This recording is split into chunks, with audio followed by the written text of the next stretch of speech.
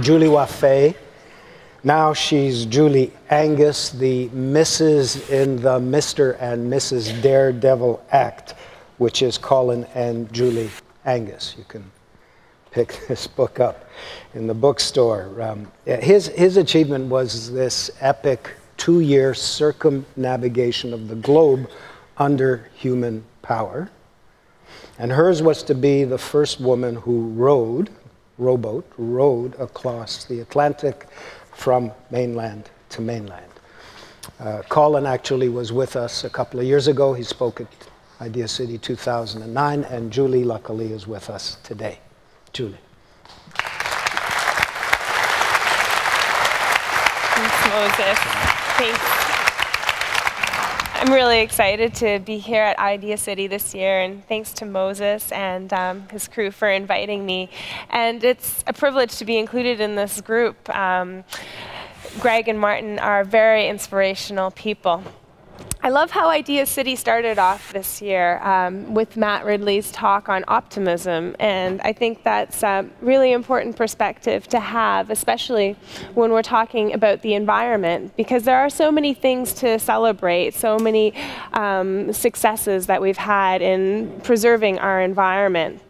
But at the same time, being vigilant about environmental stewardship is essential to our health for the planet as well as our health for society. And so often when we think about places that we want to protect and preserve, it's the park in our backyard or the river that runs through a nearby forest.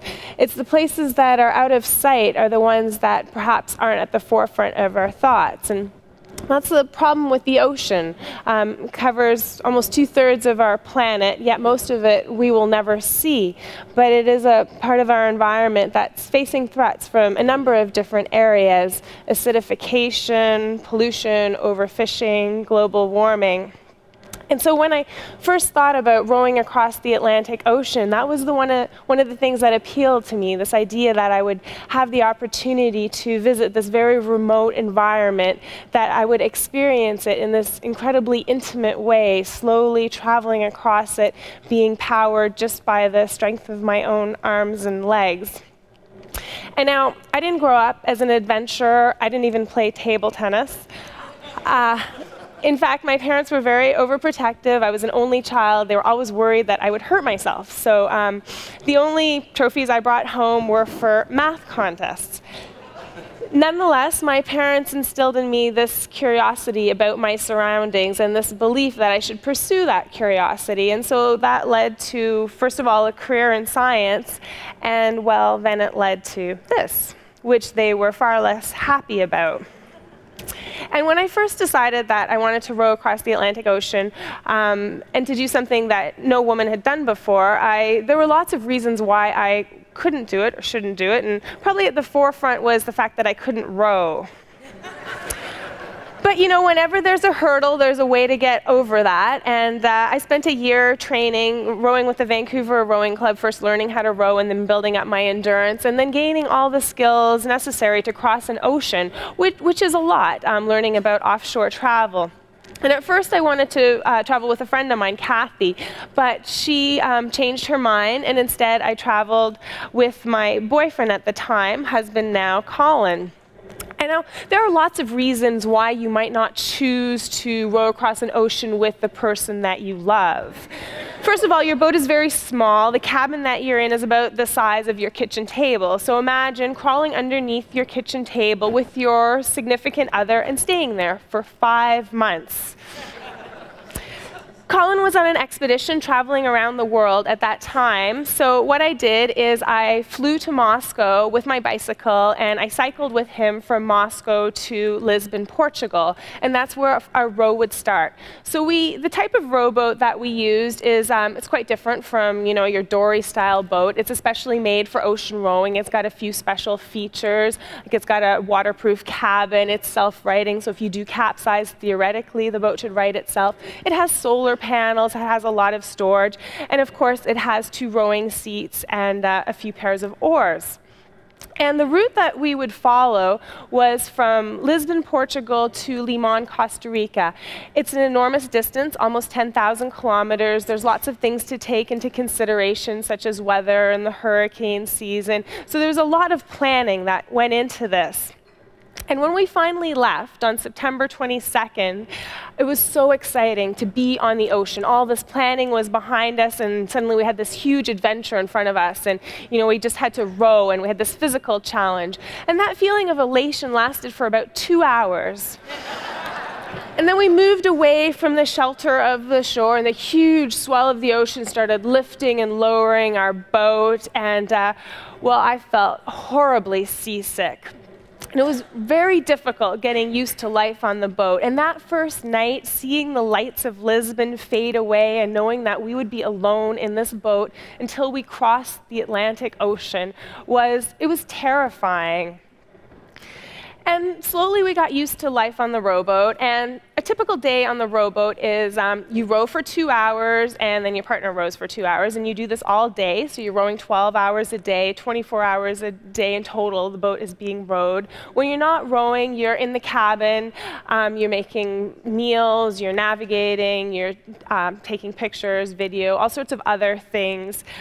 We had pretty good food, actually, a large part of that due to the fact that we fished. This is dorado, also known as mahi-mahi, very delicious fish, very easy to catch when you're on a rowboat because they swim underneath your boat. Of course, we don't have a fridge when we're on the rowboat, so we would dry any fish that we couldn't eat. But there were challenges right off the bat, and one of the most difficult moments, one of many, happened just a few days out, and that was where we almost got hit by a freighter. And I'll show you that in the next video clip.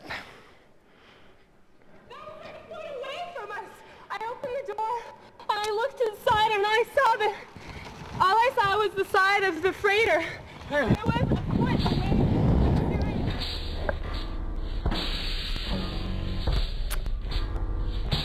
So the problem with being in a rowboat, and especially when the weather turns bad, is you're inside the cabin, there's huge waves around you, and although you're looking out to see that there's no traffic, the waves are so big that you can't see very far. So we actually didn't see the boat until it was right on top of us almost. It was a collision course, and it was just the bow wave of the freighter that pushed us aside, and we carried on.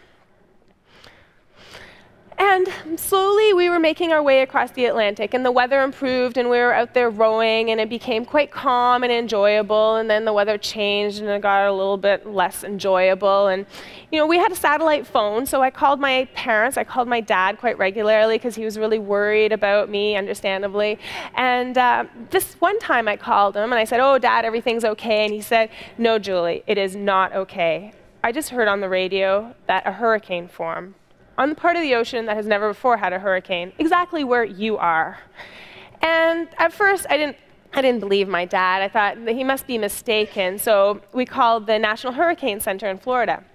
And indeed, he was right. It was Hurricane Vince, the most northern, the most eastern hurricane ever to form, the first hurricane that would hit Spain. And it had formed just a few hundred miles away from us, and it was tracking towards us. And those were terrifying days. The waves, which were maybe about 5 feet at that time, doubled to 10 and then to 20, eventually 40, 50 feet. Winds were screaming at over 100 kilometers an hour. You can't row in conditions like that. We didn't know didn't know if we would make it. That was a concern. No rowboat has ever gone through a hurricane as far as we knew. So we prepared the boat as best as we could, and then we climbed inside our cabin, which is very small, underneath the kitchen table, and it's all padded, and we just braced ourselves, and we spent 3 days in there. The waves would hit our boat, and I would roll onto its side, and we would just brace ourselves, trying not to injure ourselves. We couldn't eat, we couldn't drink, couldn't sleep.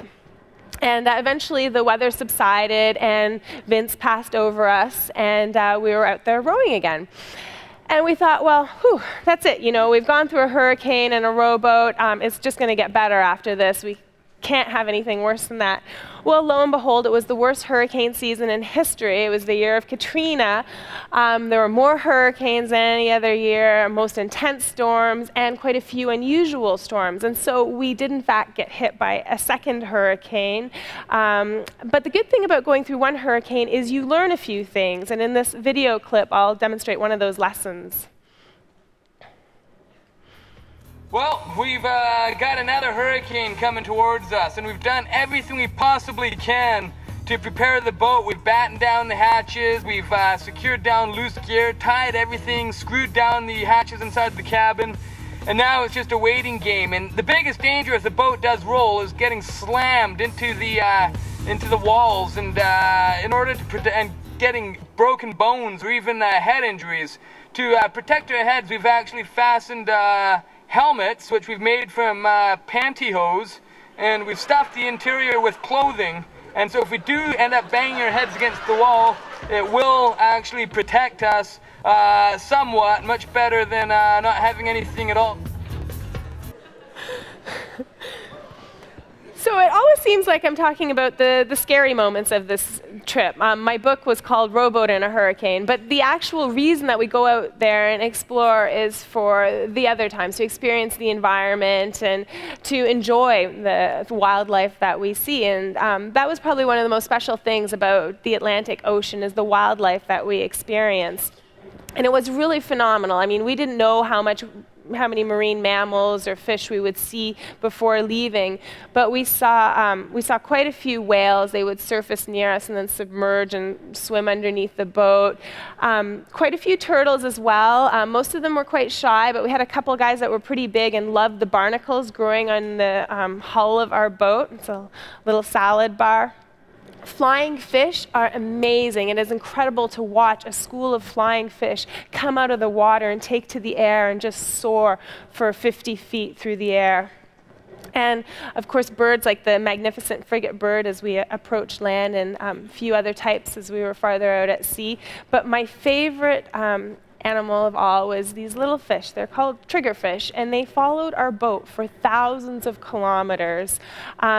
Sometimes we had maybe about up to 100 fish following us, but we had this one little core group that followed us from close to the beginning, and we named them Ted, Fred, Ned, and Oscar. And we would feed them scraps from our food, little oatmeal left on the plate after breakfast, and they became pretty special to us.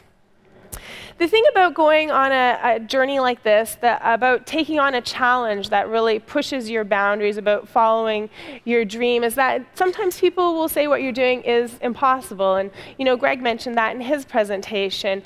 And I faced this as well before leaving on this expedition. And I'm just going to show you a video clip of one of those examples. Month since we've been out at sea, and things are going quite well. We're in the waters of the Canary Islands, but it seems many people didn't think we would even make it this far. What I have in front of me is a letter from the Ocean Rowing Society. It's actually from the president of the Ocean Rowing Society, Kenneth Crutchlow. And according to this letter, he certainly didn't seem to think we would make it. He didn't seem to think I would make it in particular. Today I read the website of your guys. It says Julie wants to be the first woman to row from mainland to mainland. Does she have any idea how hard that will be and how long it will take?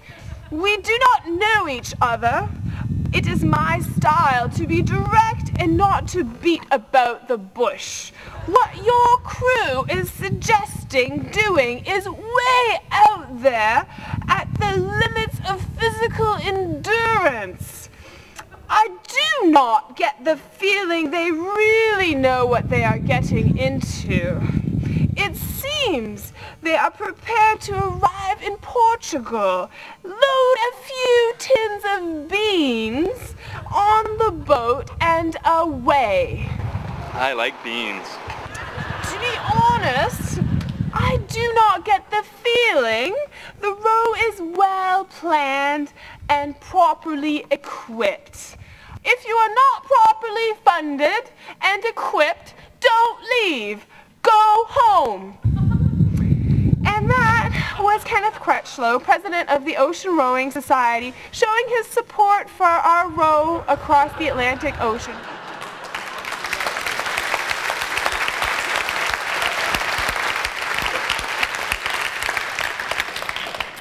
I mean, the thing about his letter is he didn't know anything about me. He didn't know the training that I had undergone. He didn't know anything about the state of our boat. So he wasn't in a situation to make that call, whereas I was. I knew about all the preparations we'd done, and I was fairly certain that I had the skills to achieve this. So by the time we got near the end of our row, Limon, Costa Rica, we had been out on the ocean for 5 months. We had celebrated my birthday, Colin's birthday, Christmas, New Year's, Valentine's Day, Thanksgiving, American Thanksgiving. It was a long time to spend out in the ocean. You know, 5 months without any cold drinks, without any fresh food. We were pretty excited to finally make it into shore. And those last few days rowing into Limon were extraordinarily difficult because we had a 2-knot current against us, which is about as fast as you can row. So that meant when I was rowing, the boat would stay stationary. When Colin was rowing, the boat would stay stationary. It was only when we were both rowing that we would make any progress. So this meant we were rowing each 18 hours a day, and we were barely moving forward. It was very disheartening. We thought we might not reach land, but finally we broke through the current and we rowed that last leg into Costa Rica, and we stepped on shore. And that was an incredible feeling. And then I realized that I couldn't walk. Not only had, my leg muscles atrophied, but I didn't have any balance. Whenever I walked, it looked like I'd been on a bender. And anyways, we finally got our walking legs, and then we got our cycling legs, and we hopped on our bikes, and we rode our bikes from Costa Rica back home to Vancouver, which is just over 8,000 kilometers, and finished the expedition. And this last video clip is the last day of the expedition.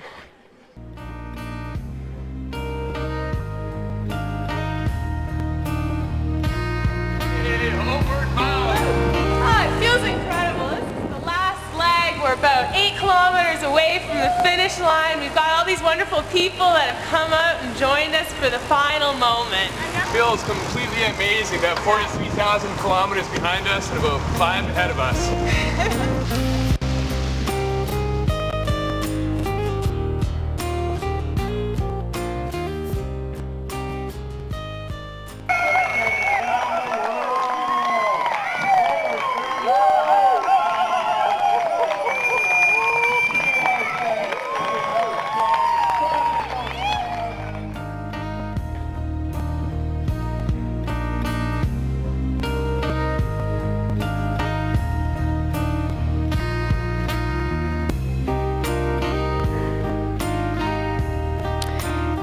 It was an amazing feeling completing the expedition.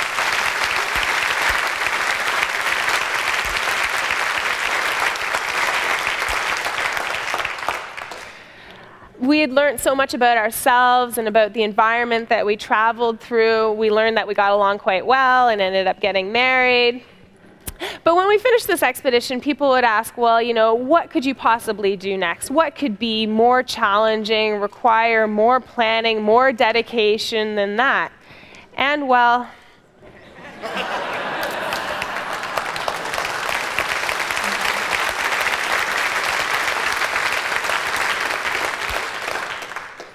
so now that we have Leif, I think more than ever we realize the importance of environmental stewardship and ensuring that he can explore the world just as we did and have a wonderful place to call his home. And we're not waiting too long to take him adventuring. We're actually leaving in August. We're going on, our next trip is a sailing trip. We're traveling from Spain to the Middle East to retrace the route of the Phoenicians, their maritime routes, and explore how they brought the olive tree from the Middle East throughout the Mediterranean. And we'll be leaving on that in August. So thank you so much for your time.